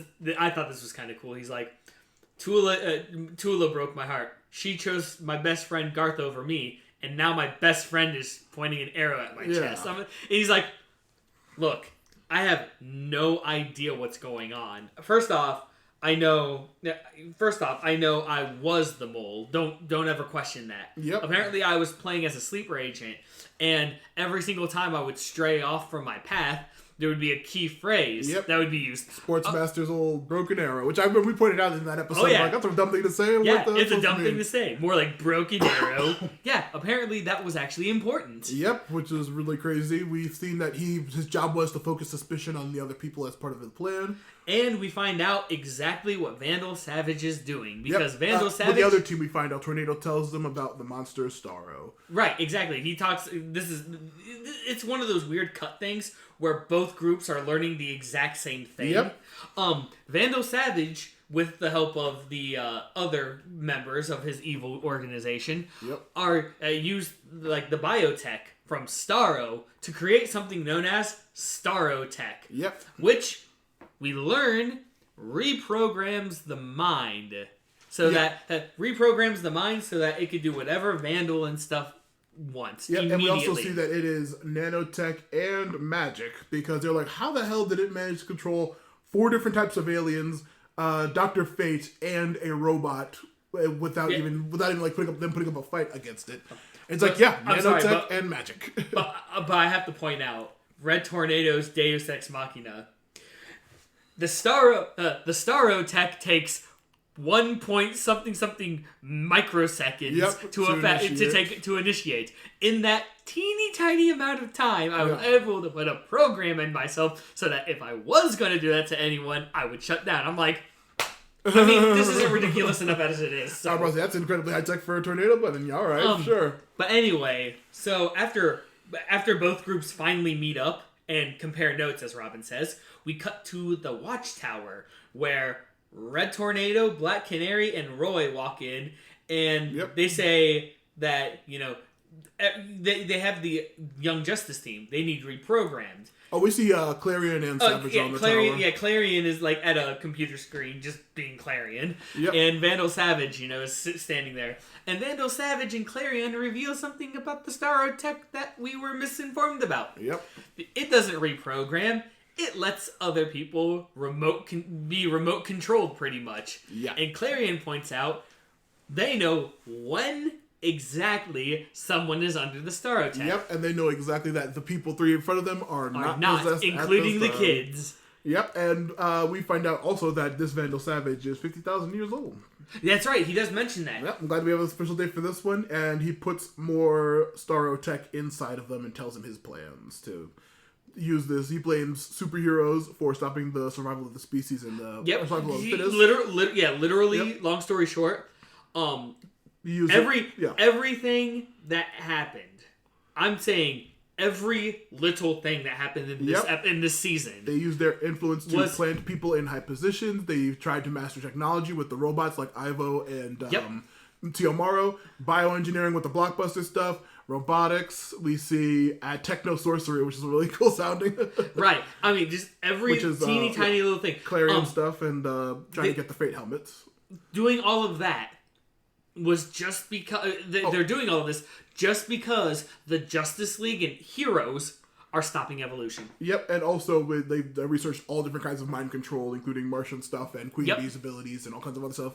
The clone ability, it was really, really cool to all this stuff connecting. It was really, really cool to reveal that. It was nice to see that everything that was connecting that we thought were just random bad kind of things, and blah blah blah, the light, blah blah blah. Yeah. No, it actually had a meaning. Yeah, it actually had an entirely specific plan that was really, it was really cool. And after that plan has been revealed, we actually see the Young Justice team infiltrating the Watchtower. Yep. And implanting more tech? Yeah, we revealed that they have somehow managed to reverse engineer the Starro Tech in the League. And pretty much make a cure. And, Clarion and Vandal find out about this. Yep, and we also see that Clarion is immune to the Canary Scream. And, I mean, why wouldn't he be? I've seen he invented the Scream. No, he didn't. Yeah, dude, if he invented Pouty, he invented the Scream. He is chaos. What else? We also see a big portal open up and a couple of the big hitters pop out of the portal to take down the team. Yeah. We're talking like Superman, Batman, all of them. They just come in, the big baddies. John, it's great. We see John grabs Tornado and then Superman and John Jones grabs Red Tornado. Superman and Wonder Woman come to rip off all of his limbs, and it's really cool. I actually had a thought about when I did that. Wow, it's a good thing he was a robot, or else that wouldn't be for kids. You know? Yeah, exactly. Like Samurai Jack, you can mutilate them and cut them up all you want as long as it's a robot. Batman, of course, Batman takes out Speedy, and Hawk Girl takes out Canary, which is really cool. And then of course, which by the way, that's also another good point to bring up, because Vandal Savage put in more Starro Tech, but surprisingly enough, it didn't work. Because this new cure thing that the Young Justice is putting in... make them immune to further Starro control. Makes him immune, so... Yep. And while the other team is taking out people and reverting the heroes back to their good selves... Like Face, Shazam, and Icon finally get it. Zatanna tries to take the Helmet of Fate off of her father, and of course she is unable to. Right. And honestly, when everyone gets like the new tech in, they get knocked out. Yeah, and they say that it's going to be for a while. Shazam is really quick to recover. He doesn't take any time to recover. He just reverts back to Billy and he's fine. Right. It's weird. Billy and Shazam. But anyway, so more fights and cures go on. They explain that the League isn't out at full strength when they manage to somehow beat the Flash, Aquaman, and Fate and stuff because they're being controlled. Well, I'm like, that's a good point because Superman should be able to take out anybody who's on that planet right now for himself. That is fair. They're limited by Clarion, who's controlling people. Taking out Flash, Aquaman, and Green Arrow. Speaking of that, that was really, really cool fight. Except for the fact that they used airlock technology, which was incredibly stupid. They nearly killed Flash, Aquaman, and Arrow with Kid Flash, Aqualad, and Artemis. And then, then everything. But now we get the big scene Robin versus Batman. Oh, before that, we see Rocket catches Wonder Woman in a bubble, and she's holding her down. Oh, right, and of course we learn fights.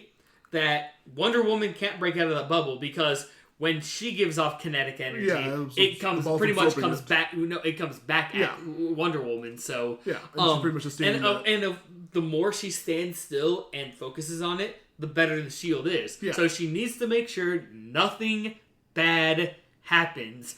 Cue Batman and Superman and Martian Manhunter. Yep, it's great. We see Robin take on Batman. We see Superboy take on Superman. We see McGann take on John Jones. It's really, really cool. But as the fighting is happening, McGann wins by using mind powers from the White Martian power. Yeah, she transforms. Like we see her like she's like, "I'm sorry, Uncle, but you gave me no choice." We see like inside of Jean's mind is like burning and stuff with fire and stuff.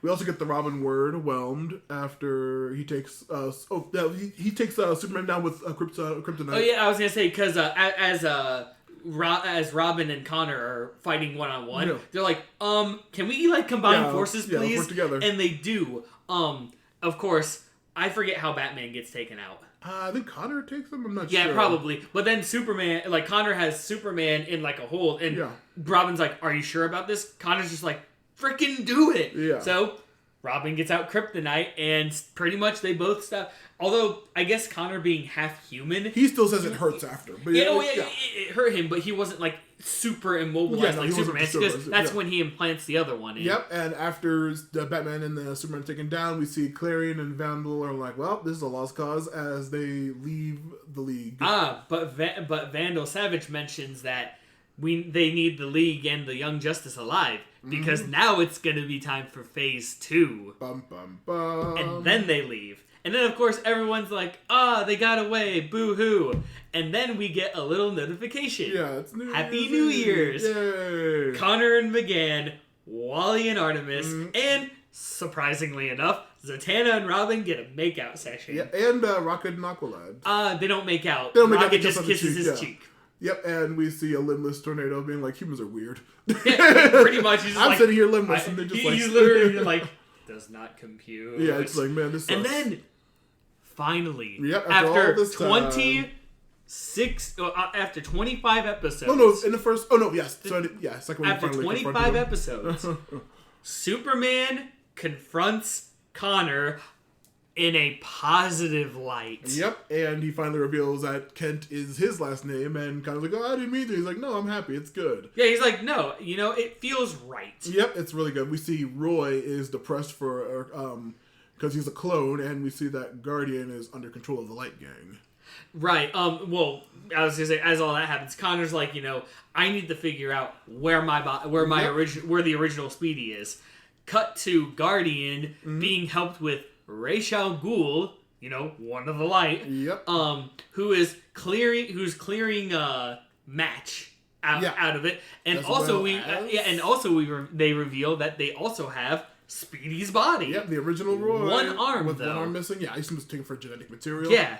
And then, of course, after all of that, we get Robin, Aqualad, and Batman in a room, where Robin points out that all of the Leaguers, were out for about 24 hours. Yeah, and every single one of them, they can account for, except for 6 of them, which are Batman, Superman, Wonder Woman, Hawkgirl, John Green Lantern. John Stewart. Thank you, Stewart. I could never remember his last name. And Martian Manhunter, who had a block of 16 hours that is unaccountable. They don't know what happened. And of course, Batman's just like, what happened? and then season 1 ends. That is the end of season 1. Oh boy. Oh boy, indeed. Now, like with Korra, our plans for the next season are to cover that one immediately after this one. And do expect them to be kind of as long as this, maybe just a smidget shorter, because we don't know, because this next season, according to my buddy Matt, is 20 episodes long, so we're gonna do 4 podcast episodes 5 episodes of the series each. Yep, and this is possibly because me and him have both already seen this season. We love it; it's good, but we do want to get to season 3, which neither of us has seen yet. Correct. Yes. So that we're trying. It's not that we're trying to speed up, because obviously we're still going to be giving you all the info. We just want to know what happens in season 3. Yeah, because I've seen some great stuff and I'm very much looking forward to it. Any final thoughts about season 1? I absolutely love this. I am absolutely hyped for the next season. I just love I cannot wait. This, like a little bit inside baseball, this last weekend I went to Comic-Con and I just got a ton more comics I got to read, and I'm just super damn hyped for DC stuff again. Oh, that's right. I got the first half of 52, which I want you to read. And then also Identity Crisis, which is really, really good. Oh, I wish I would have thought of that. You could have brought that first. I should have thought of it because whatever. Recording complications. Regardless. Yeah, and we are going to record. Yeah, looking forward to it. I love this show. I love all season stuff. See, it's probably the best DC show on TV currently. To be honest, rewatching season 1 really made me understand why I love this show so much. I was going to say, besides my minor spoilers, the only thing I remember from season 2 is the new people, the new members, a couple of them, and then the Beatles. That's all the Beatles. The Beatles. The Beatles. That's all I remember from season 2, which I'm really looking forward to seeing all that stuff again. So, it's going to be fantastic, dude. All right. Shutting down the episode. And any plugs on your part? I am, now that I've situated in my new living space, and now that I'm probably going to have a different work schedule, by the way. I haven't told you about that yet, but I should finally be able to start working on the Facebook page.